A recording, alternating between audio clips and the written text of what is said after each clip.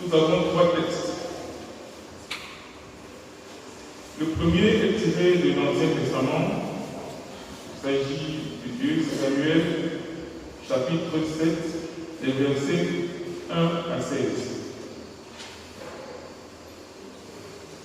2 Samuel, chapitre 7, les versets 1 à 16. Le second texte, quant à lui, est tiré du Nouveau Testament, le livre de Romains, chapitre 16, les versets 25 à 27. Romains, chapitre 16, les versets 25 à 27. Quant au troisième et dernier texte, il est tiré de l'évangile de Jésus selon Luc, chapitre 1, les versets 26 à 38. Évangile de Jésus selon Luc, chapitre 1er, les versets 26 à 38. Peuple de Dieu, avant la lecture de ces textes, prions encore le Seigneur pour lui demander l'intelligence à l'écoute de sa parole.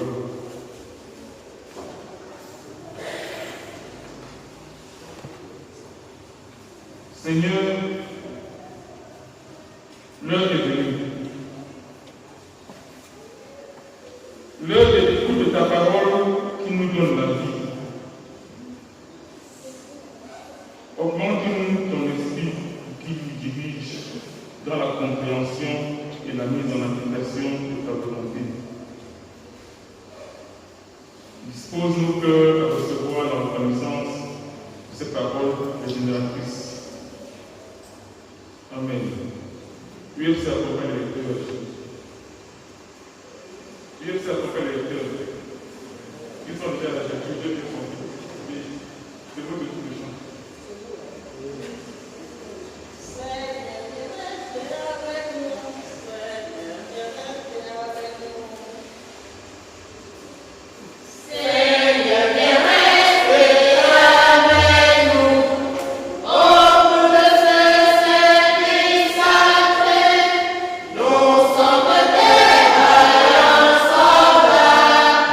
Pardon, on va de sa sainte amie.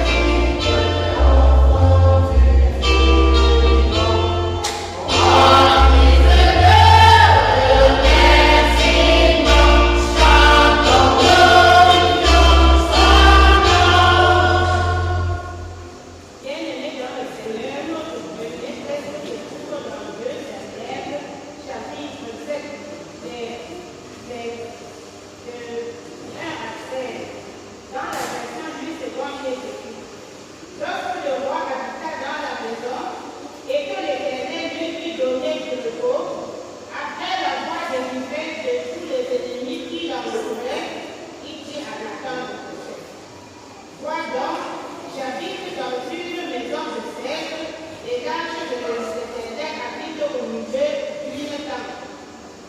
Nathan répondit au roi, va, fais tout ce que tu as vu dans le cœur, car l'Éternel est avec toi.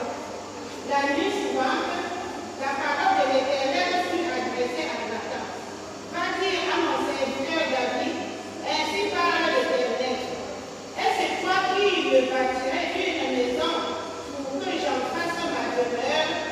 Mais je n'ai point habité dans une maison depuis le jour où j'ai fait monter les enfants d'Israël hors de l'Égypte jusqu'à ce jour. J'ai voyagé sous une tente dans un tabernacle.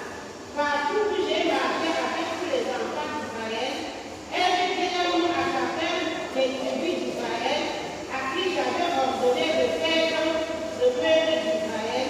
Elles dit, pourquoi ne bâtirez-vous pas une maison de cèdre?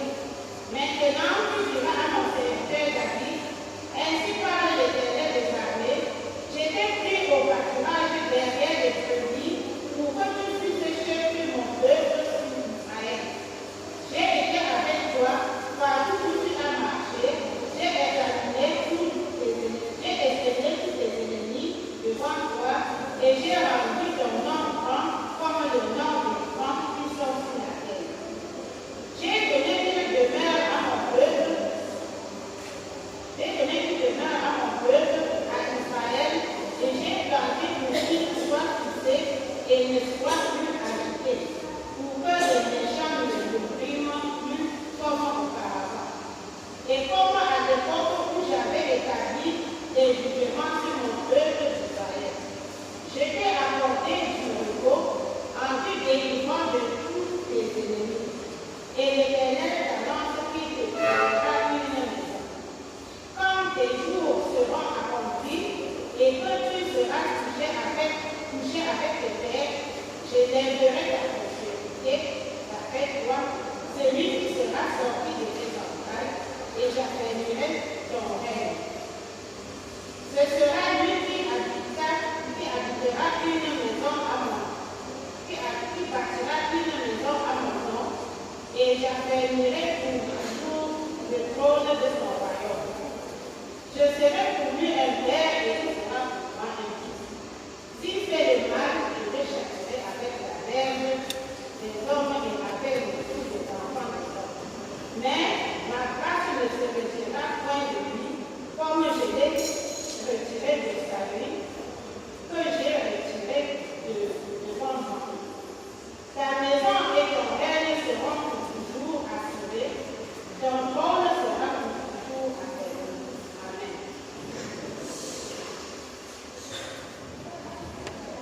Bien-aimés dans le Seigneur, notre deuxième texte est celui de Romains, chapitre 16, du verset 25 au verset 27. Dans lui selon il est écrit. À celui qui peut vous affermir selon mon évangile et la prédication de Jésus-Christ, conformément à la révélation du mystère caché pendant des siècles, mais manifesté maintenant par les écrits des prophètes, d'après l'ordre du Dieu éternel, et porté à la connaissance de toutes les nations, afin qu'elles obéissent à la foi. À Dieu, seul sage, soit la gloire au siècle des siècles, par Jésus-Christ. Amen.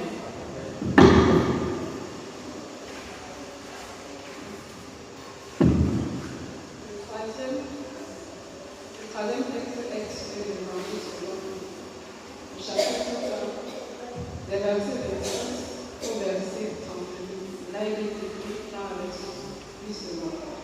Au 6e mois, l'ange Gabriel fut envoyé par Dieu dans la ville de Galilée, appelée Nazareth, auprès d'une vierge fiancée, à un homme de la maison de David, nommé Joseph. Le nom de la vierge était Marie. L'ange entra chez elle et dit, je te salue, toi à qui une grâce a été faite, le Seigneur est avec toi. Trouvée par cette parole, Marie se demandait ce que pouvait signifier une telle salutation. L'ange lui dit, ne crains point, Marie, car tu as trouvé grâce devant Dieu. Et voici, tu deviendras enceinte, et tu enfanteras un fils, et tu lui donneras le nom de Jésus. Il sera grand et sera appelé Fils du Très-Haut.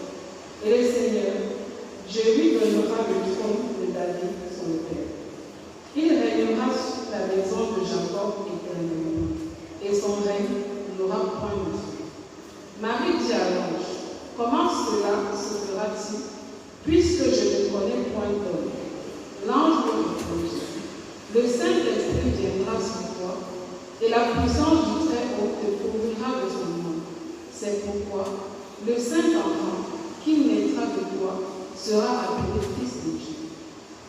Voici, Élisabeth, ta parente, a conçu, elle aussi, un fils, en sa vieillesse. Et celle qui était appelée stérile est dans son souvenir, car rien n'est impossible à Dieu.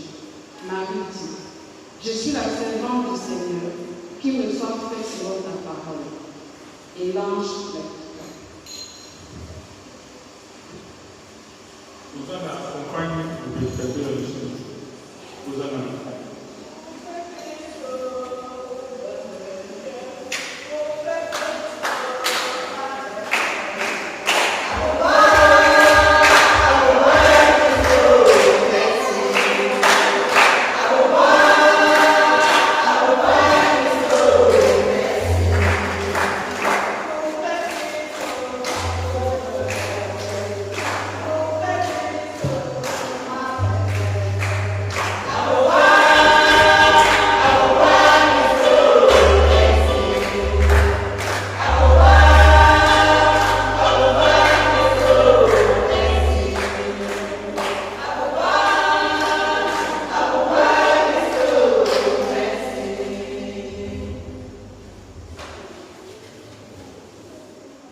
Bien-aimés, chers peuple de Dieu, une fois de plus, bon dimanche.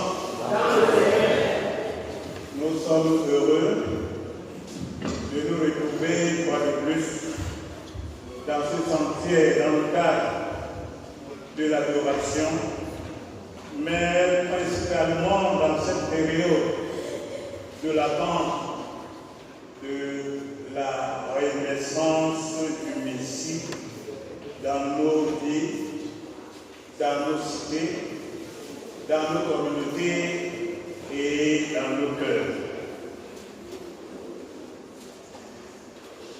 Nous sommes rendus à ce 4e dimanche et nous pouvons dire même que le dernier dimanche de l'Avent. Et nous nous rapprochons progressivement du jour J. Parce que depuis bientôt 3 dimanches, nous avons été revenus, nous avons été interpellés à travers les prophéties qui nous invitaient tout d'abord à la vigilance. Vigilants de telle sorte que nous puissions déceler dans nos vies quels sont les obstacles qui peuvent être à l'origine du ralentissement dans notre progression vers l'amélioration ou alors le renforcement de notre capacité de pouvoir résister aux différentes tentations qui pourraient être un frein pour notre épanouissement, tant sur le plan spirituel que sur le plan relationnel. Oui, bien-aimés, Jean-Baptiste a pris le relais des autres prophètes en nous invitant à la repentance, afin que le Messie qui va se manifester sous la forme de la lumière, le prince de paix, puisse trouver une place dans nos cœurs. Et c'est pour ces raisons que le texte de 2 Samuel nous invite à faire le toilettage de nos cœurs pour que, sauvés, nous puissions être au service de Dieu. Ça voudrait dire que si Dieu bâtit dans nos cœurs, ça veut dire qu'il a trouvé de la place dans nos cœurs ont été nettoyés, nos cœurs ont été balayés et nos relations ont été toilettées. C'est vrai que si le Seigneur arrive maintenant, c'est qu'il va arriver comme sur l'absolu, sans qu'il y ait des creux, sans qu'il y ait des vallées, sans qu'il y ait des bosses, parce que nous nous sommes réconciliés avec nous-mêmes, mais aussi nous avons réparé ce qui était gâté dans nos relations avec nos frères et nos sœurs. Le temps est donc maintenant à la réalisation de la promesse de notre Dieu.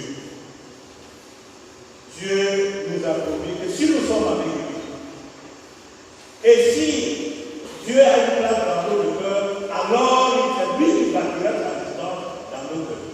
Et Dieu ne peut bâtir sa résidence dans nos cœurs et dans nos vies que si nous sommes propres.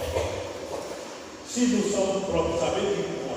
Si nous avons nettoyé nos cœurs, si nous avons pardonné, si nous nous sommes réconciliés avec nos frères et sœurs, pas des réconciliations au bout de l'air, pas des réconciliations sur des paroles vaines, mais des réconciliations dans le fait et gestes. Oui, et c'est pour ces raisons que la chronologie, c'est-à-dire la succession des événements, nous laisse voir que le temps est proche. Et comme le temps est proche, comment est-ce que nous nous sommes préparés? Dieu se voudrait se servir de nous pour atteindre le cœur brisé. Dieu peut se servir de nous pour pouvoir annoncer la bonne nouvelle. Mais Dieu voudrait que nous puissions nous rendre disponibles. Est-ce que Dieu a une place dans notre cœur? Est-ce que nous avons le temps pour Dieu? Nous pouvons nous constater par nous-mêmes. Nous avons le temps pour autre chose. Nous avons le temps pour nous-mêmes. Mais ce qui concerne Dieu, nous n'avons pas le temps. Voilà pourquoi il y a le manque d'engagement. Voilà pourquoi il le constate de l'absentéisme prononcé et à élucider dans nos vies et même dans nos vies. Combien d'entre nous peuvent se sacrifier et sacrifier de leur temps pour pouvoir être au service de Dieu? Chaque fois que nous sommes invités, nous n'avons pas le temps. Parce que nous sommes ailleurs. Et nous nous préoccupons de notre ailleurs, plus que l'ailleurs du Seigneur. Voici donc un exemple prototype d'un serviteur et d'une servante qui se mettent à la disposition du Seigneur. Nous avons là l'exemple de Marie. Et lorsque nous lisons l'histoire, elle ne sort pas d'une grande famille. Elle sort d'une famille modeste, ignorée même. Et on ne la découvre qu'à travers ces grands événements. Oui, et même Joseph, qui est le père adoptif de Jésus, qui n'est connu que sous la forme d'un pauvre charpentier, et à regarder même ses mains, on trouvera beaucoup d'amour parce que habilité à tenir les instruments de la menuiserie. Nous sommes aussi heureux. Il n'est plus question de millénaires dont le temps s'est raccourci et il s'est rapproché. Il faut maintenant que la promesse du Seigneur s'accomplisse. Est-ce que nous sommes disposés pour que Dieu, à travers nous, accomplisse cette promesse? Voilà une petite fille qui n'a ni aucun grade, qui n'a même pas une classe sociale, qui sort d'une famille modeste et à qui Dieu, sur qui Dieu jette son dévolu. L'ange annonce à Marie qu'elle tombera enceinte par l'action du Saint-Esprit et qu'elle donnerait naissance à un fils qui recevra le trône du roi David. Mais Marie réagit en prononçant des paroles merveilleuses, qu'il lui soit fait selon une vieille fille qui ne connaît rien, qui n'a encore eu aucun contact avec l'extérieur, ou alors d'accord, c'est pour être plus précis, avec un mâle. Ça veut dire qu'elle est encore tout naturelle. Comment cela peut-il se faire pour que ce miracle se produise? Et pour une petite parenthèse, dans la tradition juive, il n'était pas possible de connaître son nom avant le mariage. Mais aujourd'hui, nous sommes constatons, avant même de conclure même le mariage, l'acte est déjà reçu. Des fois, on a même 2, 3 enfants, c'est à la seconde du matin. Il faut formaliser. Et on se retrouve en train de faire ce qu'on ne voulait pas parce qu'il y a eu une précocité dans la consommation ou alors dans la façon de dire ou de s'engager. Oui, bien-aimés, nous devons donc nous préparer parce que Dieu nous utilise. Si Dieu nous sauve, c'est pour que nous mettions à sa service. Et quand Dieu, à travers une tierce personne, nous demande d'être un serviteur ou une servante, d'accomplir une tâche, on va dire, est-ce que moi, je ne peux pas, je n'ai pas le temps, est-ce que c'est à mon niveau? Or, la voix du peuple, souvent nous disons, c'est la voix de Dieu. Dieu peut susciter à travers la foule, Dieu peut susciter dans une communauté des gens qui l'utilisent pour se rapprocher de toi et pour te dire que tu es bon pour telle chose. Mais notre réponse n'est pas toujours positive parce que nous n'avons jamais. Qu'il me soit fait selon ta parole. Voilà la réponse que nous devrions plutôt donner à celui qui se présente devant nous pour solliciter notre service, pour solliciter notre disponibilité. Oui, bien-aimé, il est extraordinaire une femme sans importance, une femme qui se retrouve au milieu d'une société patriarcale où les mâles, les hommes dominent sur tout. Comment une telle femme peut-elle être regardée? Qu'une femme puisse prendre le devant et être mise au premier plan. De nos jours, ça pourrait friser un peu au non-respect de nos traditions, de nos us et coutumes. Oui, cette femme qui est née dans une région du monde sans importance et encore vierge a été choisie pour donner naissance à l'enfant Jésus. Marie n'est pas, comme je le disais, connue pour son statut social. Ou une femme qui a une compétence quelconque. Oui, mais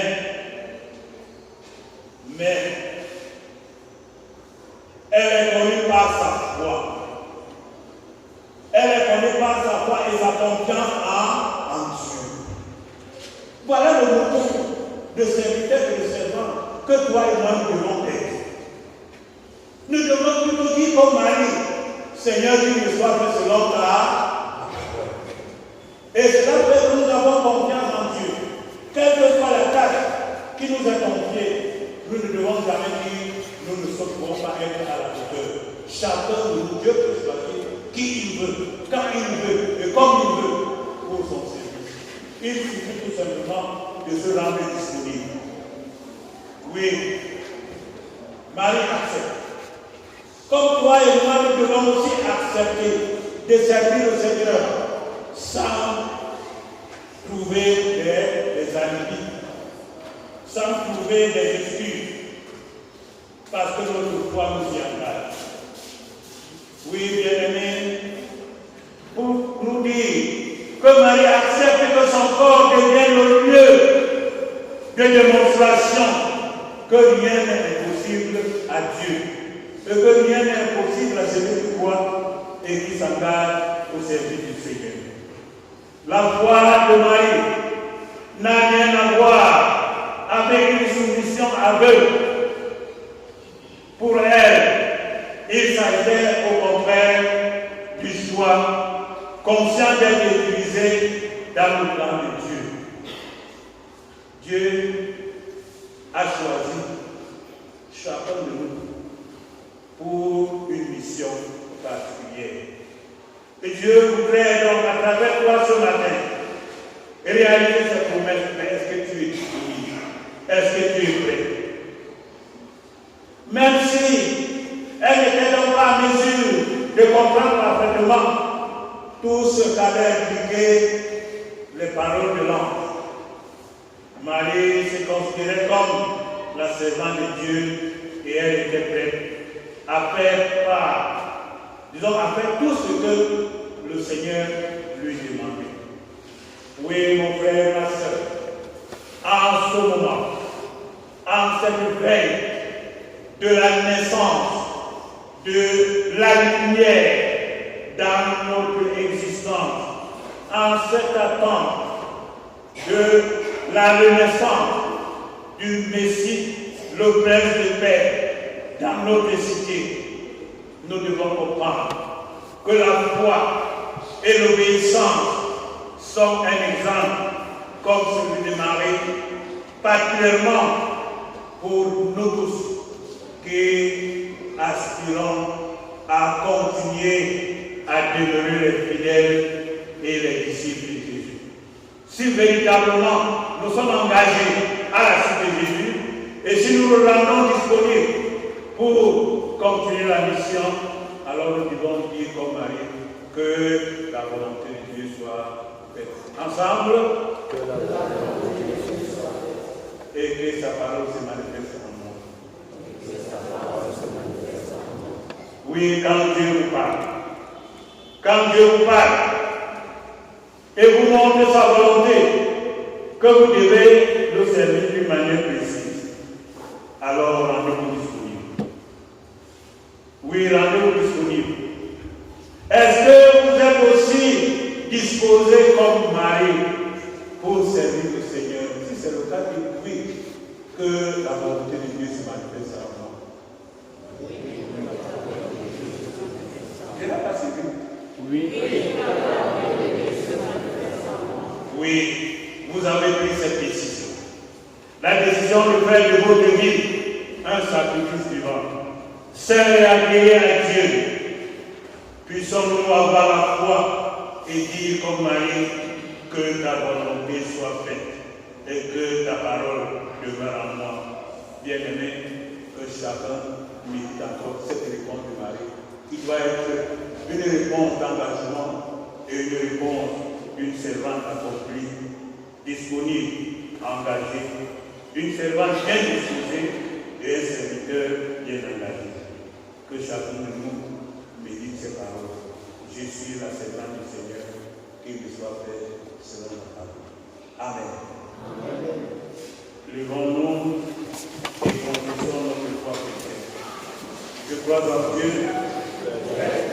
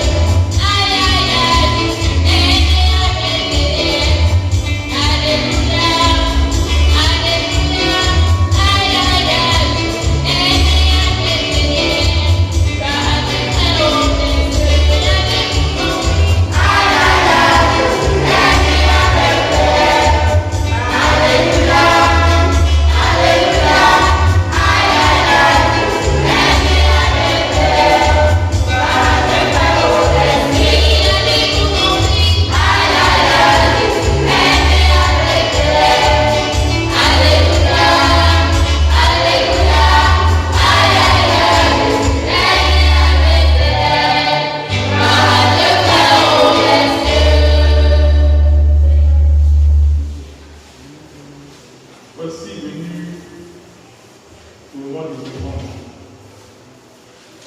Nous rappellerons que pour ce dimanche, nous avons la collecte du jour, la collecte spéciale Noël et le don de reconnaissance du culte de l'enfant. Bien-aimé, Dieu t'a donné la vie et tout ce que tu possèdes. Que lui apportes-tu en guise de reconnaissance? Au moment de remettre nos dons à Dieu, souvenons-nous que Dieu aime les dons joyeux, sans contrainte ni regret. Puis Dieu disait, a dit les offrandes, puis c'est Jésus.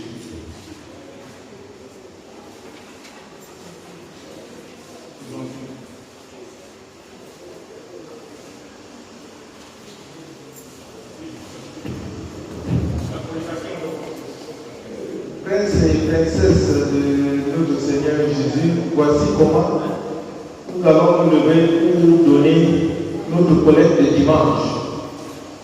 Et comme vous l'avez bien suivi, pour ceux qui n'ont pas encore donné leur collecte spéciale, fête de Noël, vont le faire d'un seul coup. Ça n'est pas chacun va se lever pour donner la collecte de dimanche. Il y aura d'autres parties.